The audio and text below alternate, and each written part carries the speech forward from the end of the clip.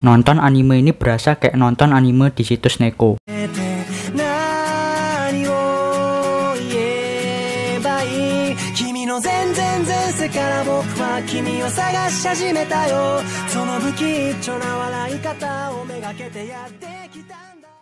Yo, welcome to my channel.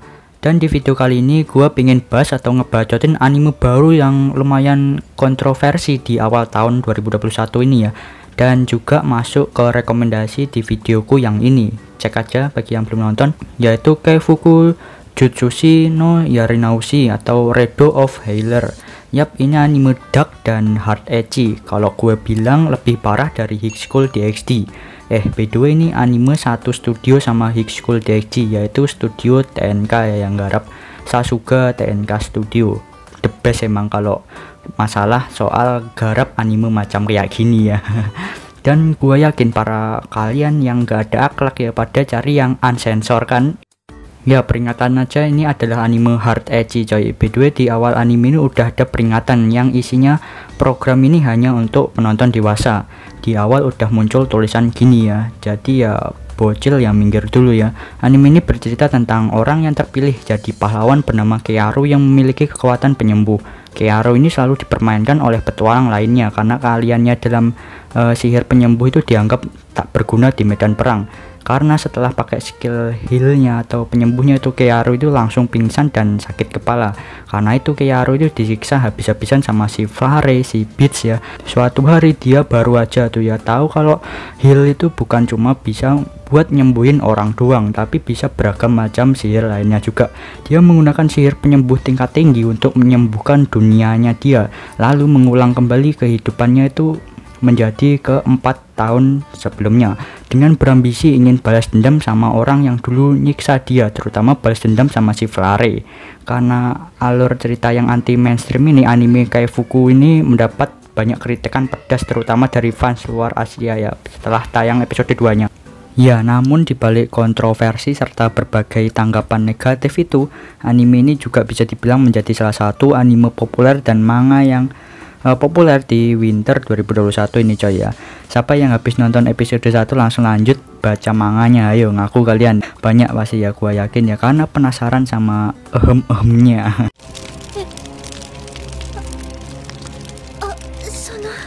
Premis yang bagus menurutku tentang konsep balas dendam. Kalau kalian lihat anime ini ya mirip-mirip lah ya konsepnya kayak anime Tate no Yusa ya, dari segi konsep cerita ya dan ambisi si MC-nya, nasibnya ya. MC yang awalnya baik disakiti sama si Beatsman ya. Emang bener ya kalau orang jahat itu terlahir dari orang baik yang tersakiti. Kearu ini salah satu orang yang baik yang tersakiti tersebut ya. Disiksa sama si Flare, si Beats, dikasih obat-obatan lah, dipukuli lah, bahkan sampai ditusbol anjir.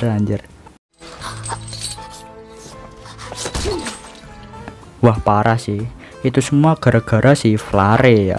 Kita dikasih lihat kejahatannya si Flare dan ambisi si main karakter untuk membalas dendam ke Flare. Seiyunya Flare, Ayano Shibuya aja nih ya sampai bilang kalau dia itu sangat benci ketika menyuarakan si Flare. Lah yang nyuarain aja sampai gedek ya, apalagi kita yang nonton rasanya pingin nabok Flare pakai tongkat dah ya.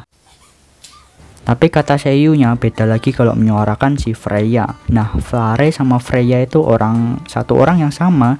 Flare adalah cewek Beats yang nyiksa Kearu, tapi setelah Kearu balas dendam ke Flare, Kearu ini menghapus ingatan dan mengubah wajahnya Flare menjadi Freya, jadi gadis polos gitu ya.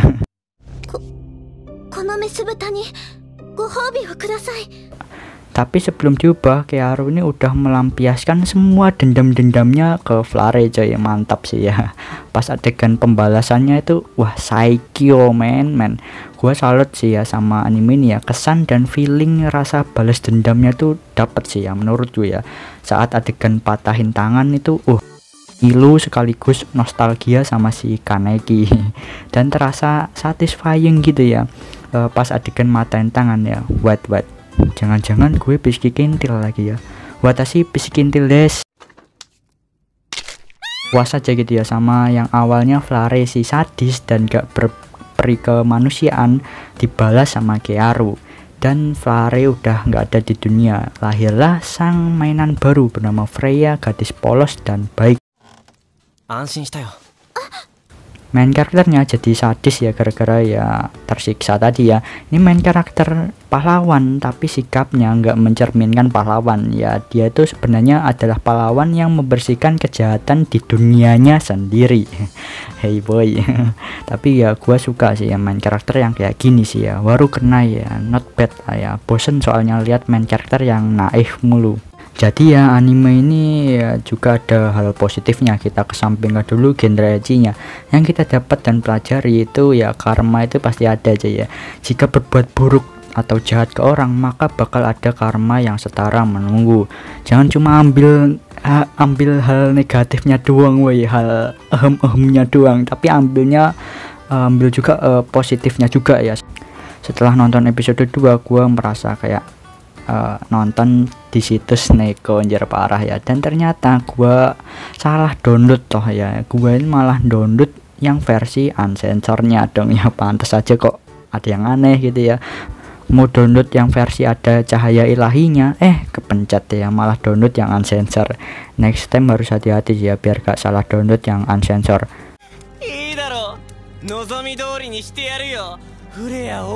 Menurutku anime ini bakalan bagus di awalnya doang sih ya, episode 1 dan 2, dan karena itu ada adegan ehemnya ya.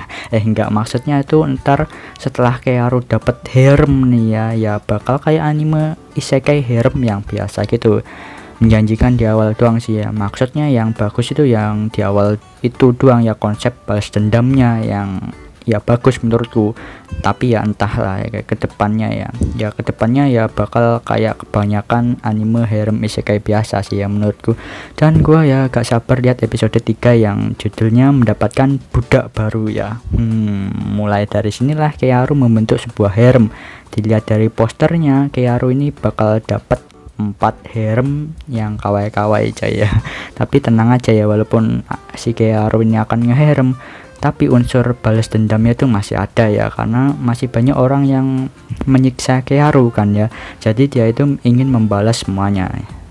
Dan by the way itu sihir healnya itu OP parah sih ya, bisa jadiin muka jadi good looking. Bayangkan men ya, sangat overpower bro ya. Gampang kalau kita dapat harem mah ya.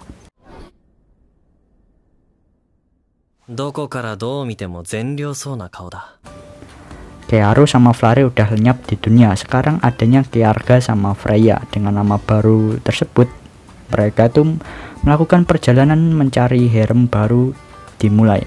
By the way, kalian suka Flare atau Freya? Komen di bawah. Untuk Flare cantik doang, hobinya nyiksa orang. Yap, itu doang sih ya yang mau gue bacotin terhadap anime yang kontroversi di awal tahun ini berjudul Kaifuku Jutsushi no Yarenashi. Kita tunggu aja apa yang akan dilakukan sama pahlawan yang sangat mulia ini bernama Kearu ya. Animenya itu rilis setiap Kamis pagi sub Indonesianya. Kita tunggu aja next episode bisa lihat Flare jadi pelayannya Kearu. Lanjutkanlah ya kemuliaanmu Kearu ya. Hei, Flare laki itu dijaga ya, bukan dirusak nih ya. Camkan itu Flare ya. Udah itu aja. Oh ya, ini anime bakalan tayang 12 episode ya. Kata pembuat animenya bilang melihat kesuksesan episode awal akan besar peluangnya mendapatkan season 2-nya. Itu kata pengarangnya. Ya udahlah ya, jangan lupa like, subscribe, sampai ketemu. Saya juga ketemu kalian di video. Bye bye.